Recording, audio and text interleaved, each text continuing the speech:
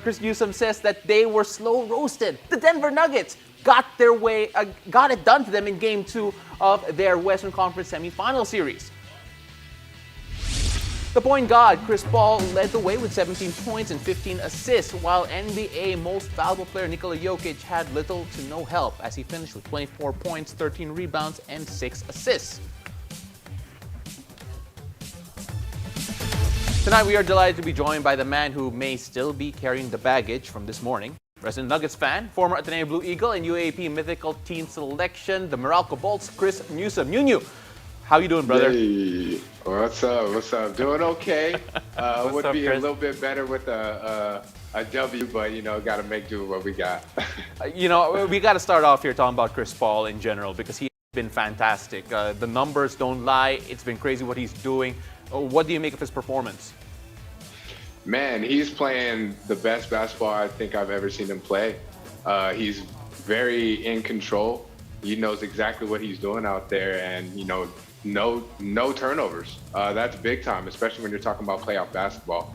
I think Chris Paul has accumulated so much knowledge over the course of his career that he's finally at a point, he's finally with a good team that he can actually use all that knowledge and experience and grind out games to get the win. And as you saw in the last 2 games, they weren't even close. So hopefully the Nuggets can bounce back and we can make this a series. We're going to bring up a graphic here just to emphasize how much of a point guard Chris Paul is. But looking at his performance, just how impressive is it that he's doing this at his age?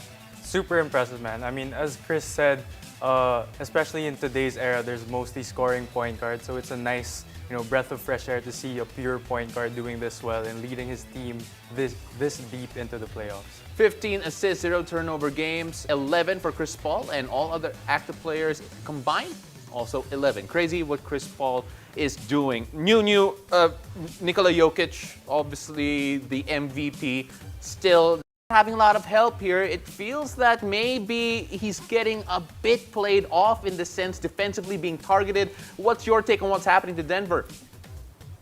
Yeah, whenever you have the MVP on your team, of course, that comes with high expectations. You being crowned MVP, you know that everyone's going to come after you. You have a big target on your back, right? You're supposed to be the best player in the league. However, when it comes to playoff basketball, it's a little bit more than that. You definitely need help. Nobody can do it by themselves. And it doesn't really matter, what kind of player you are. It's just really hard to do it by yourself in the playoffs whenever teams are ready for your best shot. They've done their scouting reports. And right now what you're seeing is that they're missing the presence of Jamal Murray big time due to that injury. He's another guy that can get them a different look other than just in the post or playing through Jokic. Because at times playing through Jokic can seem to be a bit predictable, especially whenever you're not hitting your outside shots, which the Nuggets have been really bad at in the last 2 games. Hopefully they turn it around. I think, Jokic is always going to be that consistent person that's going to be there for them. Now it's just a matter of who's going to show up and help them and be that supporting cast, which is really, really needed at this point in the series. Yeah, I mean, Chris, you mentioned that they really miss Jamal Murray right now. Who would you think is the best person to step up for the Nuggets right now? I think you would know more than a lot of other people because, we actually play. But I think it's a collective effort. Whenever one of your best guys goes down, it doesn't necessarily have to be just one person to make it up. It can be 2, 3 people that actually make that up. Yeah. And so when you're talking about playoff basketball, you just need to find out who's in rhythm, who's playing well, and you kind of got to grind it out and just try to do your best to make that up. What we're missing actually is the fact that someone can be that breakdown ISO player. So if there's someone that's capable of doing it, we saw Will Barton a little bit today, but in all honesty, it's Michael Porter Jr. He's the only one that is capable of getting his own shots off, creating his own shots. But, from today's game, it looked like he was limited with a bit of injury. So hopefully it's nothing serious and he can bounce back in Game 3 because he's honestly that missing piece that the Nuggets need. Well, we wonder where the help will come from Nikola Jokic, but then if you go on social media, apparently his brother is against him as well, or at least someone who looks exactly like his brother. We're going to bring that up in just a bit. And looking at this series, we're going to, there it is. So Yeah, that ain't Jokic's brother, but it could be, right? It I could love be. it. Just look at him. But yeah, this series so far has been all about Chris Paul.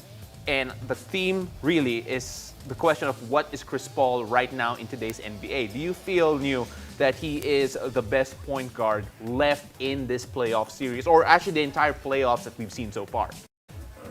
You know, that's very hard to say because the point guard spot has evolved so much, and there's so many different styles of point guards now.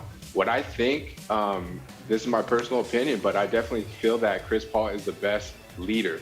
He's the best point guard as far as floor general, leading your team. He is the one that's, even if he's not in the game, you can see the things that he's teaching these young guys, and they're adapting. And that's the presence of a leader. You don't necessarily have to be on the court to affect your team in that way. And I think that's something that we've seen him take with him from team to team. He's capable of turning, teams that have really no experience, and he's capable of pulling them together somehow and making a decent run to get a playoff spot. You know, this isn't the first time that he's done this. So, I think what we're seeing is just his kind of floor general mindset and how he approaches the game. He's definitely the best in it. Would I say he's the best scoring point guard? Definitely not. But as far as leadership goes, he's definitely the best leader in the game right now. Okay, so Chris, if you were to choose between a scoring point guard and a point guard like Chris Paul, who would you rather play with? You know, that's a great question because it depends on who else is with you. But regardless, whenever it comes to playoff basketball, that leader is needed. You would see Kobe, he would become that leader whenever things aren't going well. He'd be that person to snap everybody together and say, hey, let's get our stuff together and let's go out there and win this game, right? I think you've seen Steph do it a few times. But, with how the game is played, I think it's possible to have a combination of both. But for me, I like slower point guards that are, they really cherish the possessions, and they can do a really good job of orchestrating their team and making their teammates better around them, even if it's sacrificing your own points. And doing it at a very effective rate. Like we've seen, his assist to turnover ratio is just out of this world. So I would much rather have that in a playoff series than a scoring heavy point guard, because I feel like you can make that up in other positions. Well, New, right before we go here, at least leave this topic, I just want to ask you, just so you have the last word on this, do you feel that Denver still has a chance to turn things around against the Suns, or is it already a wrap for you and you're already thinking about next season? Oh, you can never count out the Nuggets. You can't forget what they've done last year. 2 series down 3-1, right? Yeah. Okay. Pull it out. Not just once, not twice. So I would say the Nuggets are the 3-1 Kings. I don't think that's the ideal situation to be in, honestly. But I think what it's really going to come down to is who can get the first win on the road. All right. And that's going to be that's really where it's going to be at. So hopefully the Nuggets don't go down 3-1. But, I always got faith in my team. All right. Fair. Okay, that's fair. And I should know because my team was a victim of one of those series. Exactly. Anyway, let's leave that behind because when we return, we'll check in with Gilas Pilipinas Program Director Tab Baldwin on how the squad will move past its recent injuries for the upcoming FIBA Asia Cup qualifiers. Keep it here. You're watching the game.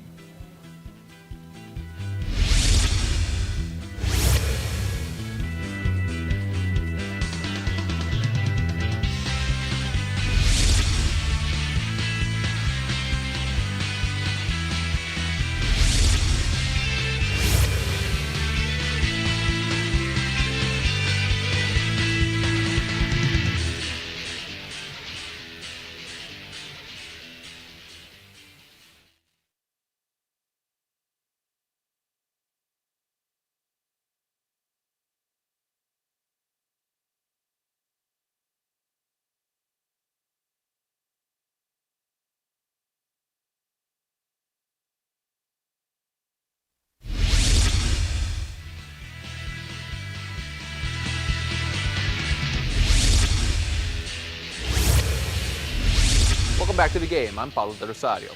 Filipina skateboarder Marjeline Dadal is going to the Olympics. Dadal officially clinched a slot via the world rankings. The 22-year-old skater becomes the 10th Filipino to qualify for the 2020 Tokyo Olympics after ranking 13th in the world. Didal is the reigning Asian Games and SEA Games champion. With skateboarding making its debut in the Olympics, Didal is the first ever Filipino to compete in the event. Meanwhile, with almost a week left until the upcoming FIBA Asia Cup qualifiers, Gilas Pilipinas will be missing the leadership of Captain Rey Suerte after sustaining an ankle injury. This comes after losing David Defonso and Matt Nieto to injuries as well. Our correspondent Carlo Pamintuan caught up with Gilas Pilipinas program director Tab Baldwin, who shares how the squad will move past the setbacks. While the Gilas Pilipinas men training pool is hard at work in their preparations for the FIBA Asia Cup qualifiers, two key members of the team were not able to make it back to the bubble after suffering injuries.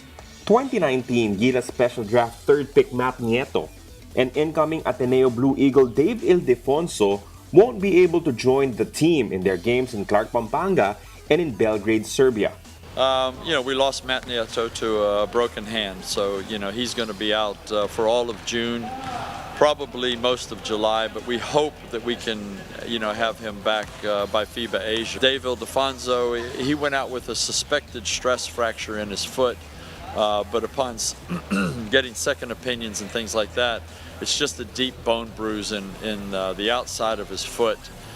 So he's going to take June to rehab that, so we expect that Dave will come back into the pool in July. Nieto injured his hand on a freak accident as it was caught on a teammate's jersey. He initially thought he only needed rest, but it became apparent that the injury was more serious. That created a great leadership void in the team, and it's very difficult to fill. Matt's not just a vocal leader, he's not just a tough guy. We really get a lot of our competitiveness as a team from him. He's a fierce competitor. He just hates to lose, and that's contagious in the team environment. So we have other players obviously that are competitive, but they don't have quite the drive and they don't have quite the the contagious nature that Matt has. But we miss both of them. We miss their talent. We miss their experience. We miss the fact that they give us chemistry with a lot of these other players. But fortunately, there aren't more. I think in today's world, after these guys have sat out so much of 2020 and didn't get a lot of basketball, I think we're actually pretty fortunate we didn't get more injuries, knock on wood, because we're not there yet.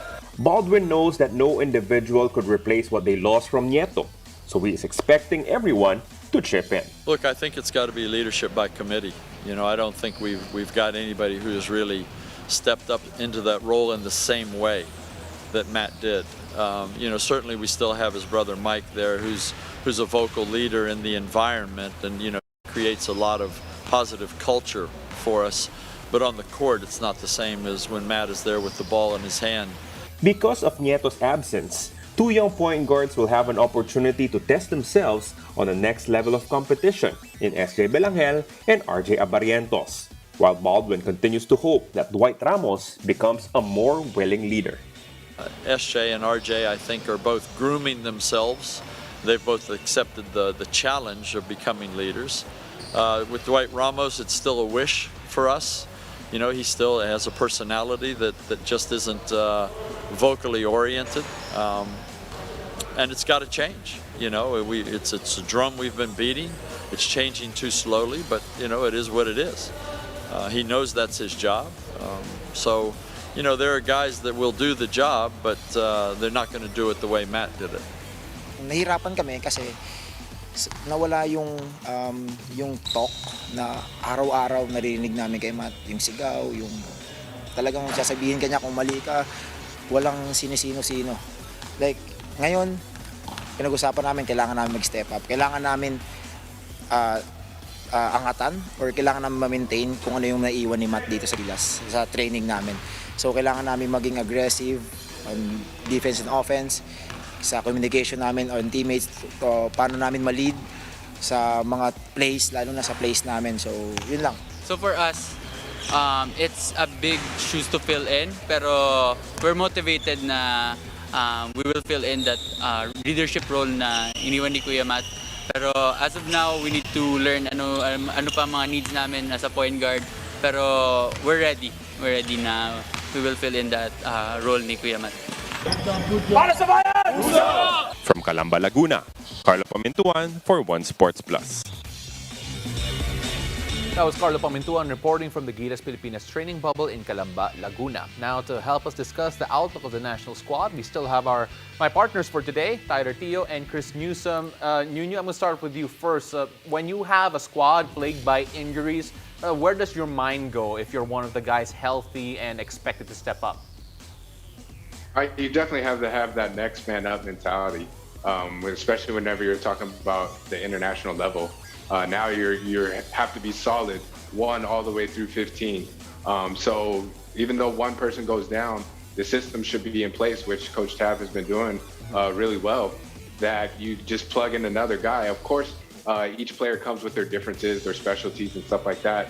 But as far as the overall mindset of the team, the chemistry of the team shouldn't change. As far as how you interact with one another, a good shot is still a good shot. You still give up a good shot for a great shot. Those things apply regardless of who's in the game. And I think it's just going to take a collective effort for everyone to kind of just step up and hold each other responsible and accountable for making the right plays on the court. And I think that's just basketball. Ty, you mentioned the system, and when we talk about Coach Tab Baldwin, the system is basically king in what he does. They don't go just one guy in particular. Do you think that helps in dealing with this type of problem? Yeah, definitely. I mean, as Chris said, it's a next man up mentality. And I personally have been in that position before wherein the exact same guy got injured, Matt got injured, and the point guards were called to step up. SJ also was there. So I'm confident that guys like SJ and RJ will be able to step up. Of course, Matt's leadership void will be huge to fill, but as SJ and RJ said in their interviews, they're ready for the challenge. Well, there was not just one injury. In fact, there were a couple, and you never know if there might be more on the way. Hopefully not.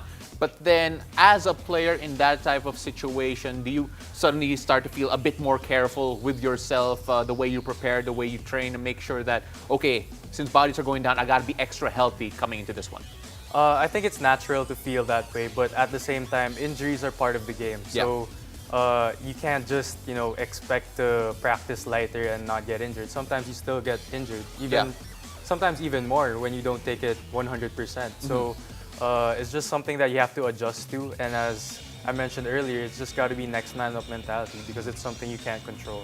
Well, Nuno, when a team is really hobbled by injury, especially to one of their leaders, the term leadership by committee comes out. And when that happens, do you feel that, yes, it has to be by committee, or do you feel more likely than not a guy is going to step up and show that he's more of a leader than people realize?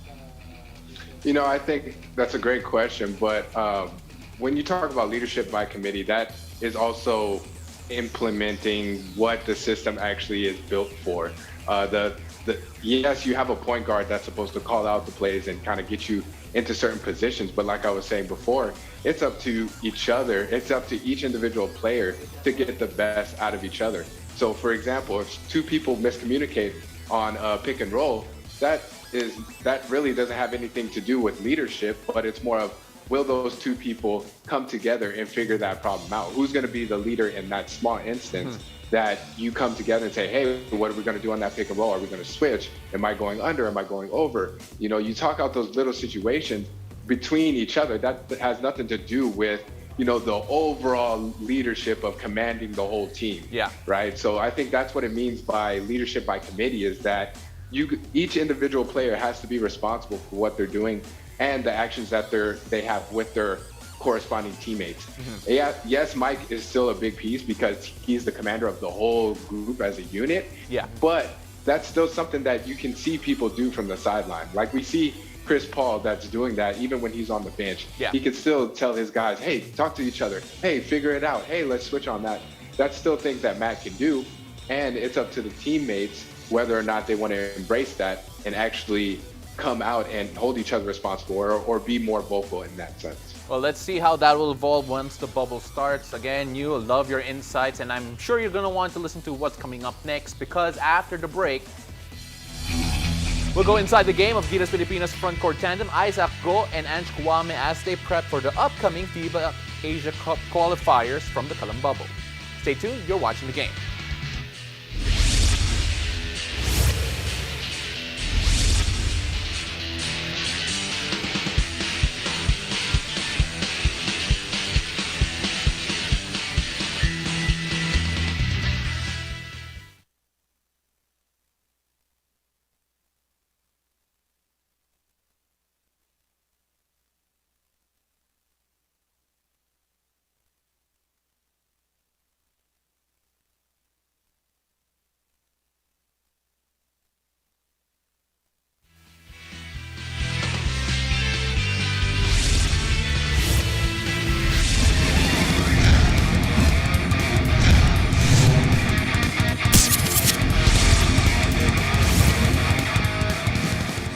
Coming to you from Calamba, Laguna, we take you inside the game. My name is Carlo Pamintuan alongside Gilas Pilipinas pool members. First of all, of course, Isaac Go and Kouame, our newest kababayan.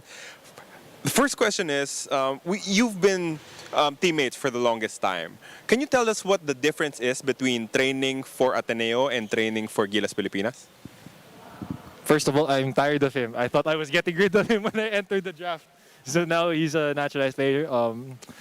Honestly, I think the number one difference, of course, now is you have Philippines instead of Ateneo in the front of your jerseys. And now you're just not representing a school and a community, but a nation, a race. So I think there's a little bit more pressure for us, but at the same time, the rewards are greater, the challenge is greater, and we are looking forward to all of that. Actually, the men said all. All I'm gonna add is, the difference between being Ateneo and now. We had like a couple of years ahead, so we had like, let's say it's still the same system, but we still try. We more mature now, so we're trying to just improve the little piece that's missing. So, Isaac, this question is for you. When you first heard that Kouame would possibly be, a naturalized Filipino, would possibly be your teammate with Gilas Pilipinas, what was your first reaction? Honestly, very surprised because throughout the years, we've always had naturalized players who played in the NBA, who come in roughly 30 years old, if I'm not mistaken. So having someone young in now, it shows some promise in Philippines. And I think that for me personally, it's like, I'm happy for him. He's now has an opportunity to improve his basketball career, to make strides in his game, to become a better player. At the same time, he's also representing now a country that loves him, that has repaid his love for the game, his love for his country, as seen when he played for the UAP, and now he gets to represent the nation. One of the great things of being here with Gilas Pilipinas is you have tremendous coaches. Of course, Coach Sandy Arespacochaga with Coach Tab Baldwin. But you have a specific coach, a specific big man coach in Coach Alton Lister. Can you tell me what are the things that you pick up from a guy who played 17 long years in the NBA, Ange? I pick up a lot, especially on the rebound side, how to crush the ball and everything. And most of my career in Ateneo, I've been working since I first got in Ateneo until now. So it's still my personal coach, and I really appreciate him because most of the interior posts and everything, he teach me everything about big men. So it's really good to have someone like him in the staff. Ange, earlier I asked what Isaac felt when you were nominated as a naturalized Filipino. But when you first came into the country, how did guys like Isaac, for example, welcome you? So much well, because these were my co-yeah, see him and G-Boy Babylonia and Chris Potter. So these guys were really tough for me. It was hard for me to integrate the group, but as every rookie, they're really gonna challenge you, put you in the test, and then I really love the process. So for me, it was really fun to be able to learn from them, and then to be the person that I am today. Final question for both you guys. Of course, we all know that the games coming up against South Korea and Indonesia will be the ones you're preparing for really here in the Gilas Pilipinas bubble. You're going up against players, at least two big men, who already played as imports in the PBA. And Lester Prosper for Indonesia, Ricardo Ratliff for South Korea. How excited are you? How big of a challenge will it be to face those two proven players? I think anytime you wear the Philippines jersey, no matter who you're playing against, is a big challenge. But specifically for these two guys, and I think for Ratliff was, we and Ange had the opportunity to play him back in the Jones Cup, and he beat us. He played 20 minutes, and that was it. So now it's a challenge for us again to see how much we have improved to, and we have a gauge because we had that previous game. So for both of these guys, and if we know we can compete with these guys, then it kind of sets us, okay, we understand where we are, but where we want to go is still ways to go. For me, like you said, it's a great challenge, you know, because like you said, 2 years ago we played against him, and then be able to compete against them also it's kind of a huge opportunity for us. So for me, I personally take this as a way for me to see where I have got from this year and where I can take it from. So it's gonna be a good thing for us. Isaac, Ange, thank you so much for the time. Thank you so much for joining us here inside the game. Thank you. Thank you.